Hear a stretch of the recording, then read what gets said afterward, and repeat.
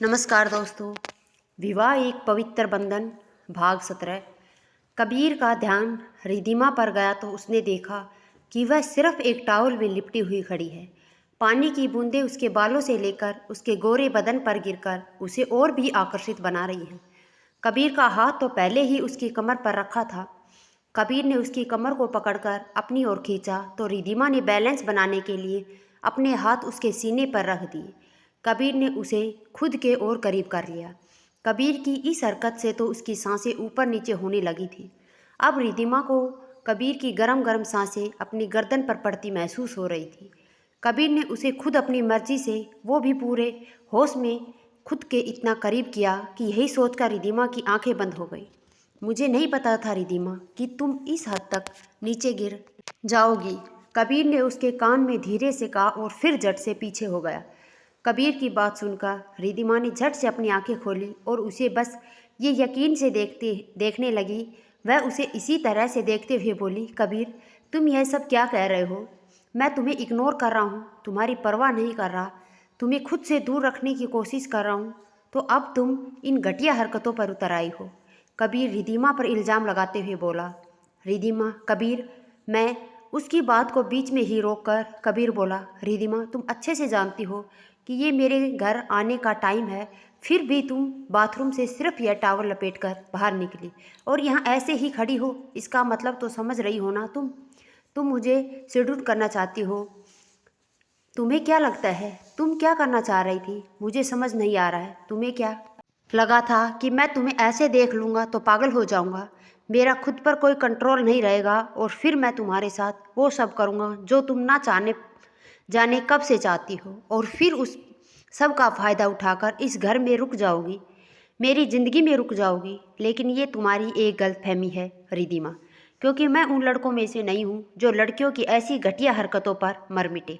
रिधिमा बात को आगे बढ़ाना नहीं चाहती थी, इसलिए वह अपने कपड़ों को अपने हाथों में उठाकर कस कर पकड़ ले कर बोली, I am sorry Kabir. Kabir की बातों से रिधिमा को बहुत दुख पहुंच रहा था। उसकी आंखों में आंसू भर आए थे, लेकिन रिधिमा ने उन्हें आंखों में ही रोक रखा था। फिर कबीर की आगे बात पर रिधिमा की नज़रें शर्म से झुक गई और उसकी आंखों में वो आंसू निकलकर जमीन पर गिर गए। उसे इस तरह सिर झुकाकर खामोश खड़ी देखकर कबीर उसे धमकाते हुए बोला, रिधिमा मेरे साथ यह घटिया हरकत दोबारा करने की कोशिश भी मत करना। तुम यहाँ पर सिर्फ और सिर्फ कुछ दिनों के लिए हो, तो हद में रहो, अपनी हद पार करने की सोचना भी मत।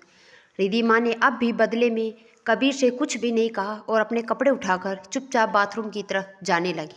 तो कबीर ने उसका हाथ कस कर पकड़ा और उसे अपने पास खींचते हुए बोला, अगर तुम्हारे जिस्म में कुछ ज़्यादा ही गर्मी है तो तुम उसे ठंडा करने के लिए अपने उस सो कॉल्ड बॉयफ्रेंड ईशान के पास जा सकती हो, लेकिन मेरे करीब मत आना।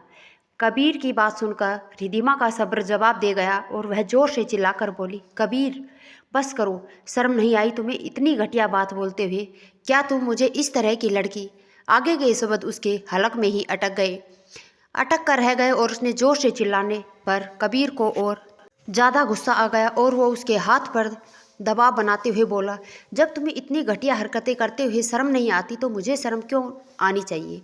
और ये जो तुम्हारा गुस्सा और चिल्लाना है ना, वह जाकर किसी और पर निकालना, मुझ पर नहीं। और हाँ, अभी तो तुम्हारे बदन पर ये टॉवल है, अगर तुम मेरे सामने बिना कपड़ों के भी आ जाती ना तो भी मैं तुम्हें हाथ तक नहीं लगाता। तो आगे ये चीप ट्रिक्स मुझ पर ट्राई मत करना। ये कहकर वो अपने से उससे दूर हो जाता है और रिधिमा की आंखें उसकी बातों को सुनकर मिच जाती हैं। उसके दूर होने के बाद रिधिमा अपनी आंखों को खोलकर बेचारगी से उसे देखते हुए कहती है, कबीर इतनी नफरत, इतना भी नीचे मत गिराओ मुझे कि मैं खुद की नज़रों में ही गिर जाऊं और फिर कभी भी ना उठ पाऊं।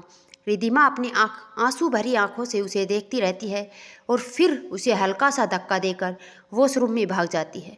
बाथरूम में जाकर वो जोर से दरवाज़ा बंद करती है और दरवाजे से सट कर ही जमीन पर बैठकर जोर जोर से रोने लगती है। लेकिन वह रोते हुए अपनी हथेली अपने मुंह पर रख कर लेती है ताकि उसके रोने की आवाज़ बाहर ना आ जाए, क्योंकि वह नहीं चाहती थी कि कबीर उस पर कोई भी इल्ज़ाम लगाए। रिधिमा को तो अब तक भी विश्वास नहीं हो रहा था कि कबीर उससे इस तरह के शब्द भी कह सकता है। वो उसके बारे में इतनी घटिया सोच रखता है। वो तो बस उन रिश्तों के को सुधारना चाहती है, पर क्या उसे इसके लिए अपने आत्मसम्मान की बलि देनी पड़ेगी? वो रोते रोते यही सब सोच रही थी। थोड़ी देर होने के बाद जब उसका मन शांत हो गया तो वह वहाँ से उठी। उसने अपने आंसू पोंछे, मुंह धोया और अपने कपड़े पहनकर बाथरूम से निकलकर कमरे में आ गई। उसने कबीर की तरफ देखा तो कबीर सोफे पर बैठा लैपटॉप में अपना काम कर रहा था। वह कबीर को ऐसे ही देख रही थी कि तभी कबीर की आवाज़ उसके कानों में पड़ी, तुम्हारे लिए बेहतर होगा मुझसे दूर ही रहो और मुझे इस तरह से घूरने से कुछ नहीं होगा। मेरे करीब आने की प्लानिंग करना छोड़ दो, क्योंकि इसका कोई फ़ायदा नहीं है। तुम कुछ भी कर लो रिद्धिमा, लेकिन हम दोनों के बीच में वैसा कुछ भी नहीं हो सकता जैसा कि तुम चाहती हो। और जितना ध्यान तुम आजकल मुझ पर दे रही हो, उतना अगर अपनी पढ़ाई पर दोगी तो तुम्हारे लिए ज़्यादा बेहतर होगा। अब जल्दी से नीचे जाओ, दादी माँ तुम्हारा इंतज़ार कर रही होगी। रिद्धिमा कबीर की बात सुनकर कोई जवाब नहीं देती और चुपचाप टेबल पर से असाइनमेंट उठाकर अपने हाथ पर लगाने लगती है। उसके पूरे हाथ पर छाले पड़े हुए थे। जैसे ही वह दवाई लगाती है उसको बहुत ज़्यादा दर्द होता है, लेकिन वह अपने होठ कसकर दबा लेती है ताकि उसकी हाँ की आवाज़ भी कबीर के कानों तक ना पहुँचे, क्योंकि वह नहीं चाहती थी कि कबीर फिर से उसे ऐसे ही कहे कि वह एक्टिंग कर रही है। और कबीर, सुना नहीं रिद्धिमा, मैंने क्या कहा, नीचे जाओ, दादी माँ तुम्हारा इंतजार कर रही है। कबीर ने अब तक नज़र उठाकर रिद्धिमा की तरफ नहीं देखा था। उसे तो यह पता भी नहीं था कि रिद्धिमा अपनी चोट पर दवाई लगा रही है।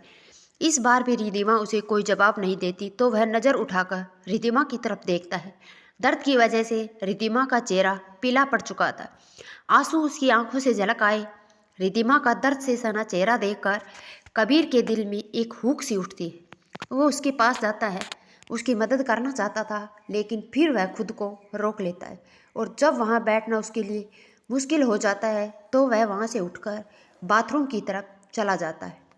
रिद्धिमा भी नीचे आ जाती है और फिर वो और दादी माँ चाय पीते हैं। इतने में कुणाल और दादाजी भी आ जाते हैं तो रिद्धिमा उनके लिए चाय लेने के लिए जाने लगती है तो वो दोनों मना कर देते हैं, क्योंकि कुणाल और दादाजी आइसक्रीम खाकर आए होते हैं। तभी कुणाल अपने हाथ में लाया हुआ आइसक्रीम का टब रिद्धिमा के हाथ में रखकर कहता है, भाभी ये आपके लिए है। रिद्धिमा आइसक्रीम को देखकर खुश हो जाती है और कुणाल को कहती है, thank you so much Kunal, यह तो मेरी फेवरेट आइसक्रीम है। कुणाल, मुझे पता था कि ये आपकी फेवरेट आइसक्रीम है, इसलिए तो आपके लिए लाया हूँ। जाइए अब इसे फ्रीज में रख दीजिए, नहीं तो मेल्ट हो जाएगी। रिद्धिमा उसे ले जाकर फ्रिज में रख देती है। तब दादी माँ भी किचन में आती है और वह सब्जियां काटने लगती है। रिद्धिमा उसे काम करते देखकर दादी माँ के हाथ से चाकू लेते हुए बोली, दादी माँ आप ये क्या कर रहे हो, ये सब आपका काम नहीं है, मैं मीना के साथ मिलकर कर लूँगी। दादी माँ, मैं जानती हूँ कि तुम सब काम कर सकती हो, लेकिन आज मेरा अपनी बहू की मदद करने का मन है, इसलिए आज का खाना बनाने में मैं तुम्हारी हेल्प करूँगी। और फिर तुम्हारे हाथ में इतनी चोट भी तो लगी है और आज मीना की तबीयत कुछ ठीक नहीं तो उसे आज खाना बनाने के लिए मना कर दिया गया है। वो बाद का काम आकर कर देगी, तो आज तुम मेरे हाथ का खाना खा लेना और यकीन करो मैं इतना बुरा खाना भी नहीं बनाती हूँ। रिद्धिमा, मेरा यह कहने का मतलब नहीं था दादी माँ। दादी माँ, कोई बात नहीं बेटा, चलो तुम मेरी थोड़ी सी हेल्प कर दो, ये सब्जी तुम काट लो, तब तक मैं कुछ और कर लेती हूँ। अब तो ठीक है रिद्धिमा जी, ये कहकर रिद्धिमा चुपचाप काम में लग गई। उसका शरीर तो यहाँ था, लेकिन उसके दिमाग में अब भी कबीर की कई बातें घूम रही थी। दादी माँ ने नोटिस किया कि रिद्धिमा चुपचाप उनकी हेल्प कर रही थी। आज वह कुछ ज़्यादा ही शांत थी, नहीं तो वो तो हमेशा चहकती रहती थी। चुप रहना तो उसने सीखा ही नहीं था, वह तो कुछ ना कुछ बोलती ही रहती थी। और उसे बात करने के लिए अगर कोई टॉपिक नहीं मिलता था तो वह अपने कॉलेज की ही बातें दादी माँ को बताने लगती थी। लेकिन आज तो वह बहुत ज़्यादा चुप थी और कहीं खोई हुई सी लग रही थी। जब दादी माँ से रिद्धिमा की चुप्पी बर्दाश्त नहीं हुई तो वो बोली, क्या बात है रिद्धिमा बेटा, तुम्हारी तबीयत तो ठीक है या कोई बात है, तुम्हारी और कबीर के बीच सब ठीक ठाक है, तुम दोनों की लड़ाई तो नहीं हुई। दादी माँ के इस तरह के सवालों से रिद्धिमा एकदम से चौंक पड़ी और फिर हकलाते हुए बोली, नहीं दादी माँ, मेरे और कबीर के बीच सब ठीक है। ये सब कहते हुए वह दादी माँ की तरफ नहीं देख रही थी, बल्कि अपने नजरें इधर उधर घुमा रही थी। इस तरह से नजरें चुराते देखकर दादी माँ बोली, रिद्धिमा बेटा, मैं तुम्हारी दादी सास हूँ, तुम्हारी सास की भी सास हूँ, रिश्ते में, उम्र में, तजुर्बे में तुमसे बड़ी हूँ। इतना तो तुम्हें देखकर ही समझ सकती हूँ कि तुम कब से सच बोल रही हो और कब झूठ। अगर तुम मुझे सच नहीं बताना चाहती हो तो कोई बात नहीं, मैं तुम्हें इस बात के लिए फोर्स भी नहीं करूँगी, क्योंकि कई बार पति पत्नी के बीच ऐसी बहुत सी छोटी बातें होती हैं जो किसी से भी शेयर नहीं करना चाहते। लेकिन यह ज़रूर कहूँगी कि अगर तुम्हारी गलती है तो जल्द से जल्द माफ़ी मांगकर या बात करके इस मामले को यही ख़त्म कर दो, इससे पहले कि पति पत्नी की खूबसूरत रिश्ते से कोई दरार पड़ जाए और वो दरार इतनी बढ़ जाए उसे भरना पाना मुश्किल हो। और हाँ बेटा, यह मत सोचना कि यह बात मैं सिर्फ तुमसे कह रही हूँ, मैं यही बात कबीर से भी कहूँगी कि अगर गलती उसकी है तो वह भी तुमसे माफ़ी मांग ले और बात को यही ख़त्म कर दे। रिद्धि माँ दादी माँ के ऐसा कहने पर जमीन को देखकर जल्दी से बोली, नहीं नहीं दादी माँ, आप कबीर से ऐसा कुछ मत कहना, इस सब में कबीर की कोई गलती नहीं है, जो भी गलती है वो मेरी ही है दादी माँ। रिद्धि माँ के गाल थपथपाते हुए बोली, इट्स ओके बच्चे, कोई बात नहीं, हम लोग इंसान हैं और गलतियाँ इंसानों से होती हैं, लेकिन सही इंसान वह होता है जो वक्त रहते अपनी गलती को सुधार ले। और जितना मैं तुम्हें समझती हूँ, मुझे लगता है तुम अपनी गलती की वजह में बहुत ज़्यादा गिल्ट में हो, तो अपनी ज़िंदगी को गिल्ट में बिताने से अच्छा है कि उस गलती की माफ़ी मांग ले। दादी माँ के गले लगते हुए बोली, दादी माँ आप सच में ग्रेट हो। डिनर के बाद रिद्धि माँ मीना के हाथ में कॉफ़ी का मग देते हुए बोली, मीना यह कॉफ़ी जाकर कबीर को दे दो और कहना कि दादी माँ ने भिजवाई है, मेरा नाम मत लेना, समझी तुम। मीना ने रिद्धि माँ की बात सुनकर हाँ में अपना सिर हिलाया और कॉफ़ी लेकर कबीर के कमरे में चल दी। थोड़ी देर बाद दादी माँ से बात करने के बाद रिद्धि माँ अपने कमरे में आई तो उसने देखा कबीर सोफे पर बैठा अपने लैपटॉप पर काम कर रहा है। कबीर को देखते ही श्याम को कबीर द्वारा कही गई सारी बातें उसे फिर से याद आ गई, तो वह बिना उसकी तरफ ध्यान दिए हुए अपने कपड़े लेकर बाथरूम की तरफ बढ़ गई। थोड़ी देर जब वो बाथरूम से बाहर आई तो उसने देखा कि कबीर आज फिर बेड पर तकियों की दीवार बना रहा है, लेकिन उसने आज अपने मन में सोच लिया था कि उसे आगे क्या करना है। बेड के पास आकर रिद्धिमा ने अपना तकिया और कंबल उठाया तो कबीर उससे बोला, ये सब लेकर तुम कहाँ जा रही हो। कबीर के ऐसा पूछने पर रिद्धिमा के हाथ वहीं रुक गए और वो उसे देखने लगी। रिद्धिमा उसकी आंखों में देखते हुए बोली, मुझे नहीं लगता कि जो कुछ भी तुमने थोड़ी देर पहले मुझसे कहा था उसके बाद मुझे यहाँ इस बेड पर तुम्हारे साथ सोना चाहिए, क्योंकि रात को अगर मैंने तुम्हें दोबारा शेड यूज करने की कोशिश की तो और फिर तुम्हारी बनाई हुई तकियों की दीवार का कल क्या हुआ था यह तुम खुद भी जानते हो। मैं नहीं चाहती कि आज सुबह की तरह तुम खुद की ही की हुई हरकत के लिए मुझे ही जिम्मेदार ठहराओ। कबीर उसकी बातों से खींचकर कहता है, तुम्हारा मतलब क्या है कि खुद की हुई हरकतें, ऐसा क्या कर दिया मैंने तुम्हारे साथ जो तुम्हें यह सब कहना पड़ रहा है, बल्कि आज शाम को जो हरकत तुमने की है उसके बाद तो यह सब मुझे कहना चाहिए। अपनी की हुई हरकतें याद नहीं रहती तुम्हें। रिद्धिमा अपना तकिया और कंबल सोफे पर रखते हुए भराए गले से बोलती है, सब कुछ याद है मुझे, जो गलतियां मैंने की है वह भी और जो गलतियां मैंने नहीं की वह भी। आज शाम को जो कुछ भी हुआ वह सिर्फ एक एक्सीडेंट था, मैंने जानबूझकर कुछ भी नहीं किया, लेकिन मैं अच्छे से जानती हूँ कि मैं अपनी कितनी भी सफाई दे दूँ तुम्हें मुझ पर बिल्कुल भी यकीन नहीं होगा, इसलिए मैं तुम्हें कोई सफाई नहीं देना चाह रही थी। मुझसे और कोई सवाल मत करना। तुमने ही मुझसे कहा था ना कि मैं यहाँ सिर्फ कुछ दिन के लिए हूँ और तुमसे दूरी बनाकर रखूँ, तो बस इसलिए मैं ये सब जो भी कर रही हूँ वह तुम्हारी ही बात मानने के लिए कर रही हूँ। और जब मैं तुम्हारी बात मान रही हूँ तो प्लीज़ मुझे अब कुछ भी कहने की तुम्हें कोई भी ज़रूरत नहीं है। ये कहते कहते वो सोफे पर लेट गई और उसे कंबल से खुद को पूरा ढक लिया। कबीर भी रिद्धिमा की कई हुई बातों को सोचते सोचते सो गया। अगली सुबह रिद्धिमा की आँख खुली तो वो अंगड़ाई लेते हुए सोफे पर बैठ गई और सबसे पहले उसकी नज़र बेड पर सोते हुए कबीर पर गई। कबीर अभी भी गहरी नींद में था और मुस्कुरा रहा था। कुछ पल के लिए तो उसकी नज़रें कबीर के चेहरे पर ठहर गई, लेकिन फिर कबीर की कई हुई बातें याद आते ही उसने अपने सिर को झटका और अपनी कबड़ से अपने कपड़े निकालकर बाथरूम की तरफ बढ़ गई। वह नहाकर आई तो उसने देखा कबीर अभी भी सो रहा है। रिद्धिमा ने आज येलो कलर की ड्रेस और उसके नीचे ब्लू कलर की जींस पहन रखी थी। उसकी ड्रेस में सामने की तरफ एक बड़ा सा कट था जिसकी वजह से उसकी टमी लाइन दिख रही थी। वो टायर लेकर उसने बाल सुखाने लगी।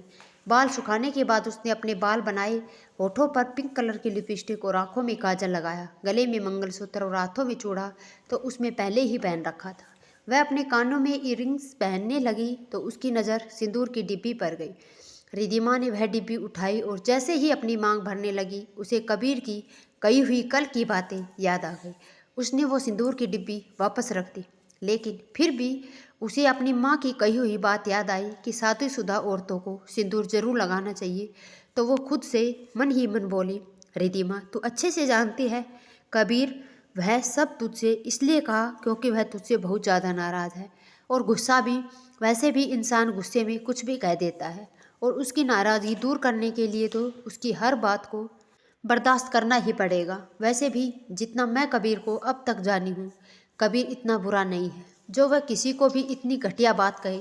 फिर उसने कबीर की बातों को इग्नोर करते हुए सिंदूर अपनी मांग में भर लिया और वापस अपने पुराने अंदाज में आते हुए अपने चेहरे पर आई हुई लटों को फूंक मारकर उड़ाने लगी। फिर तरह तरह के मुंह बनाते हुए आईने में खुद को देखकर बोली, perfect look Mrs Riddhima Kabir Kapoor and Mr Kabir Kapoor. तुम मुझे खुद से कितना ही दूर करने की कोशिश कर लो, लेकिन इस जन्म में तो मैं तुमसे दूर तुम्हें जाने से रही। यह मेरा वादा है, अगर तुम्हें अपना दीवाना ना बना लिया तो मैं भी रिद्धिमा कबीर कपूर नहीं। वैसे मानना पड़ेगा मिस्टर कपूर, तुम्हें जिस लड़की को पूरा कॉलेज पाना चाहता है तुम उस पर एक नज़र भी नहीं डालते। तुम्हारे सेल्फ कंट्रोल की भी तो दाद देनी पड़ेगी। लेकिन तभी उसकी नज़रें आईने में कबीर की तरफ गई जो उठ चुका था और अपनी बड़ी बड़ी आंखों से उसे ही घूरकर देख रहा था। जैसे ही उसकी नज़रें कबीर पर गई उसने अपनी आंखें बीच ली और जीभ अपने दांतों तले दबा ली और खुद से मन ही मन बोली, हे धरती माता आप फट जाओ और मुझे खुद में संभालो। तू ना एकदम पागल है रिद्धिमा, ना जाने क्या क्या हरकतें करती रहती है और फिर एब्रेस्ट फील करती है। क्या ज़रूरत थी तुझे ये सब बकवास मत कर। अगर कबीर ने ये सब सुन लिया होगा ना तो वह तुझे अभी 36 बातें सुनाएगा। वह खुद से बोलते बोलते ही कबीर की तरफ मुड़ी जो उसे अभी भी उसी तरह घूर रहा था। जैसे ही रिद्धिमा उसकी तरफ मुड़ी कबीर उसे यूं ही देखते हुए खुद ही अपने मन में बोला, वाओ सो ब्यूटीफुल, दुनिया की सबसे खूबसूरत लड़की हो तुम रिद्धिमा। जितनी खूबसूरत हो उतनी ही मासूम हो, और कौन कहता है कि मैं तुम्हारा दीवाना नहीं हूँ।